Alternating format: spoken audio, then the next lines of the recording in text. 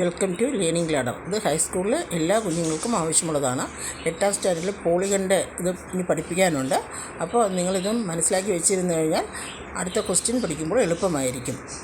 അടുത്ത ഞാൻ വീഡിയോ ഇടുമ്പോൾ നിങ്ങൾക്ക് അത് മനസ്സിലാകും. ഈ വീഡിയോയിൽ കൂടെ തന്നെ എങ്ങനെയാണ് ഇപ്പോൾ ഓരോന്നിൻ്റെയും ഞാൻ സൈഡ് എഴുതിയിട്ടുണ്ട്. നിങ്ങൾക്കതിൽ വിശദമായിട്ട് നിങ്ങൾക്ക് മനസ്സിലാവും.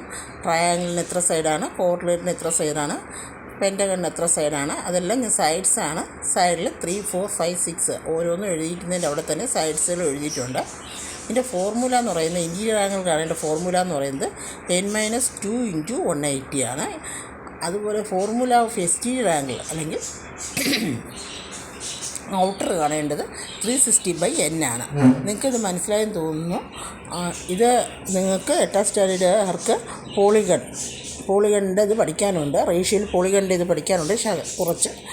അപ്പോൾ അത് നിങ്ങൾക്ക് ഇത് കാണുമ്പോൾ മനസ്സിലാകുമെന്ന് വിചാരിക്കുന്നു. ഇത് എങ്ങനെയാണ് കാൽക്കുലേറ്റ് ചെയ്യേണ്ടതെന്ന് ഞാൻ അടുത്ത വീഡിയോയിൽ പറഞ്ഞു തരാം.